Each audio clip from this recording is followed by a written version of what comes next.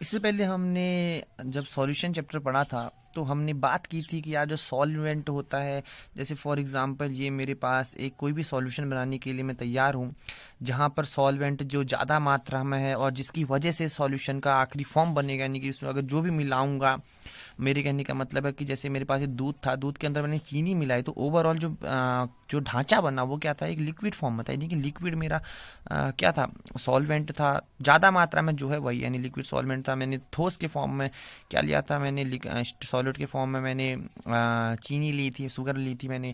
तो मिलाने मिलाने के बाद जो भी मेरे को सॉल्यूशन बना वो ओवरऑल क्या बना, लिक्विड बना, लिक्विड फॉर्म में बना। और इससे हमें ये पता चलता था कि हमने बताया कि जो सॉल्वेंट होता है वो डिसीजन करता है कि कैसा सॉल्यूशन का क्या होगा, रूप होगा। इसी के बारे में हमने ज़्यादा जानकारी प्राप्त की थी। सॉल्वेंट क्या होता है, सॉल्यूट क्या होता है। अब हम बात करने जा रहे हैं कि बाइनरी सॉल्यूशन के बारे में।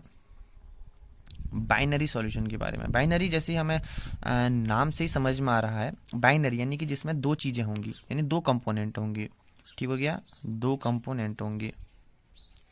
बाइनरी के केस में हमारे पास दो कंपोनेंट होंगे, पहला हमें जाहिर सी बात है सॉल्यूट, और दूसरा क्या हो जाएगा, सॉल्वेंट। यानी कि जो ज़्यादा मात्रा में है और जो क्या है, कम मात्रा में है। ठीक हो गया। तो हम जानते हैं कि यार हमारे पास तीन तरीके के पदार्थ होते हैं। पहला हो जाएगा हमारे पास सॉलिड, दूसरा हमारे पास हो जाएगा लिक्विड, और तीसरा हमारे पास हो जाएगा गैस। तो हम इसी से हम परम्यूटेशन कॉम्बिनेशन की मदद से हम पूरे देखेंगे कि बाइनरी सॉल्यूशन किस प्रकार से बन सकता है। ठीक है, तो अब हम सीधा इसको बनाते हैं। तो हमने जैसे कहा कि सॉल्वेंट और सॉल्यूट के फॉर्म में करेंगे बाइनरी सॉल्यूशन के। सबसे पहले हम लेते हैं गैस को। तो मैंने लिया गैस, ओके। और यहाँ पे मैं एक काम कर देता हूँ, सॉल्वेंट लिख देता हूँ और ये सॉल्यूट लिख देता हूँ।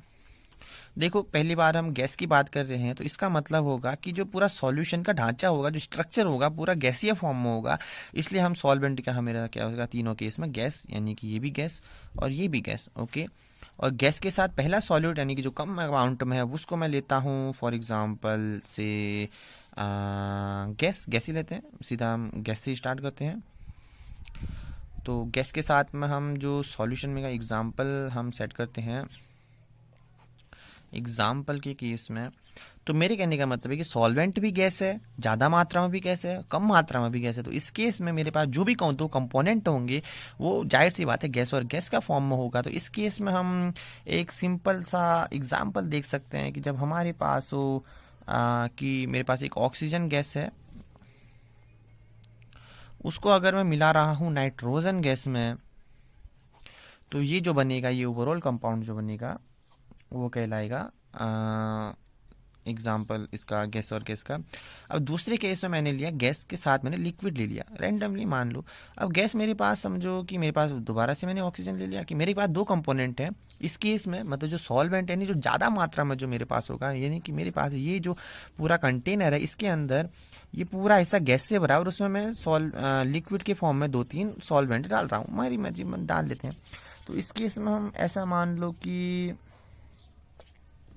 हमने क्या किया, जैसे क्लोरोफॉर्म है या ऑक्सीजन है जो भी है, हमने इसमें क्लोरोफॉर्म में डाल दिया। इसको एक काम करते हैं, ऑक्सीजन को नहीं लेते हैं, हम सीधा लेते हैं क्लोरोफॉर्म, जो कि हमारे पास सॉल्वेंट के फॉर्म में हो जाएगा, सॉल्यूट के फॉर्म में हो जाएगा क्लोरोफॉर्म। और इसको मैं डाल देता हूँ किसके अंदर, नाइट्रोजन गैस के अंदर।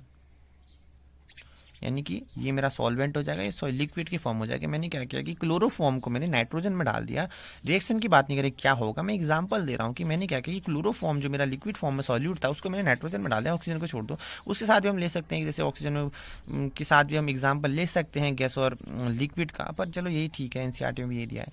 दूसरा हो जाएगा गैस के साथ हमने सॉलिड ले लिया, ठीक हो जाएगा। गैस के साथ सॉलिड ले लिया तो हमारे पास इसका सिंपल सा एग्जांपल बनता है, जब गैस तो हम एक काम करते हैं नाइट्रोजन ही लेते हैं, और सॉलिड के फॉर्म में हम लेते हैं कैम्फर।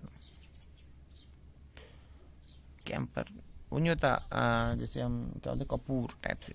ठीक हो गया। तो ये हमारे पास जब गैस क्या है सॉल्वेंट उसके फॉर्म में, ठीक है। चलो अब हम दूसरा केस लेते हैं, जब हमारे पास लिक्विड, मेरे पास क्या है, लिक्विड मेरा क्या है, सॉल्वेंट। मतलब मेरे कहने का मतलब है कि जो मेरा सॉल्यूशन का बीकर है इसके अंदर ज़्यादा मात्रा में क्या है, ये सारा ये लिक्विड है, और इसके साथ हम एक्सपेरिमेंट करेंगे क्या होगा। हम सीधा एग्जाम्पल लेंगे ताकि हमारे को समझ में आए। हम सीधा नहीं देख रहे कि यार इसमें मिलाने पर क्या होगा, मैंने नाइट्रोजन को क्लोरोफॉर्म में मिलाया क्या होगा, या फिर मैं ऑक्सीजन को कहीं भी मिलाता जहाँ पे लार्ज अमाउंट ऑफ ऑक्सीजन होता उसके अंदर मैं लिक्विड डालता तो क्या होता, तो या फिर गैस के साथ गैस में क्या, उसमें ये नहीं देख रहे। हम सीधा एग्जाम्पल देख रहे कि यार ऐसा हो सकता है करके। लिक्विड फॉर्म में मैंने दोबारा से सॉल्वेंट लिया, और ये मेरे पास क्या है, सॉल्यूट है।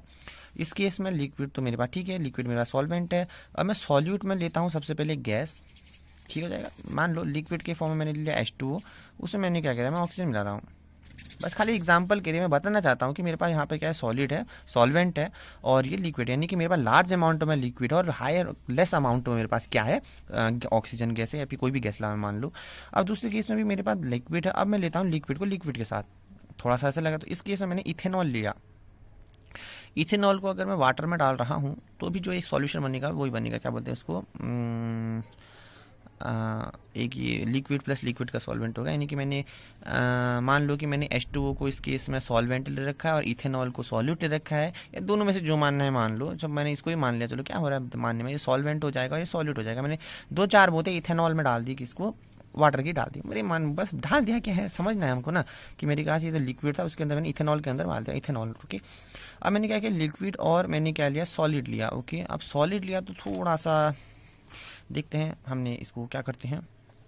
ये तो सबसे बड़ा एग्जांपल है। देखो मैंने क्या किया, लिक्विड की फॉर्म में मान लो मैंने वापस से लिक्विड या वाटर मान लो या दूध मान लो। इसका कहने का मतलब है कि सॉल्वेंट में ज़्यादा दूध है, दूध में हमने चीनी डाल दी, यही है। यानी कि लिक्विड मेरे पास सॉल्वेंट के फॉर्म में दूध हो गया, और सॉलिड के फॉर्म में चीनी भी तो सॉलिड होती है, क्रिस्टलीन फॉर्म में नहीं होती चीनी, ठीक है, यानी सुक्रो या सुक्रोज जो भी मानना डाल दो। तो मैंने क्या किया कि चीनी को उसके अंदर में डाल दिया। तो ये भी हम कह सकते हैं कि हमने इसके अंदर क्या किया कि सॉलिड फॉर्म में हमने लिया वाटर, हमने के लिया सॉल्वेंट की फॉर्म में हमने लिया वाटर, और सॉल्यूट के फॉर्म में हमने ले लिया फॉर एग्जांपल NaCl मान लो, ऐसे ही मान लो, हमने नमक भी तो थोड़ा सा वही सॉलिड ही होता है ना, उसको डाल दिया, ठीक हो गया।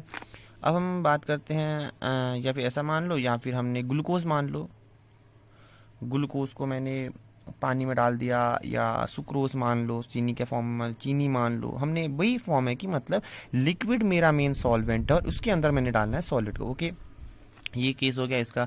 अब हम तीसरा केस लेते हैं जब हमारे पास सॉलिड सॉलिड, ये थोड़ा सा मज़ेदार है। मेरे कहने का मतलब है कि मेरे पास सॉल्वेंट भी मेरे पास सॉलिड होगा, और मेरे पास सॉल्यूट भी इस केस में एक ना एक बार सॉल्यूट होगा। और अब हम चेक करने जा रहे हैं कि जब मेरे पास सॉलिड में सॉल्वेंट होगा, मतलब ज़्यादा मात्रा में मेरे पास सॉलिड है, फॉर एग्जांपल ये मेरे पास सॉलिड है, तो इस केस में मैं गैस, लिक्विड और सॉलिड को मैं कैसे इसको, जैसे लिक्विड हो जाएगा, ये गैस हो गया, और ये सॉलिड हो जाएगा, तो इस केस में इसके साथ क्या रिएक्शन होगा। तो सबसे पहले मैं इसके साथ, जाहिर सी बात है, पहले गैस को ही लेते हैं। जब मैं गैस ले रहा हूँ तो इस केस में हम इसका एग्जाम्पल जो NCERT में भी गिवन है, हम ऐसा कह सकते हैं कि हमने सॉल्वेंट की फॉर्म में ले लिया है क्या नहीं, पैलिडियम,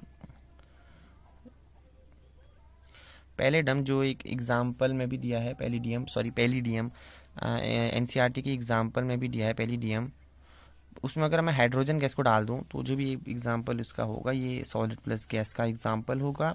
अगर मैं इसी में केस में सॉल्वेंट और दोबारा से मैं सॉलिड ले रहा हूं, और इस केस में अब लिक्विड ले रहा हूं, तो हम इसका एग्जांपल किस तरह से, हम ऐसे मान लो कि जैसे, जी देखो, ये मेरे पास एक सोडियम का क्रिस्टल है।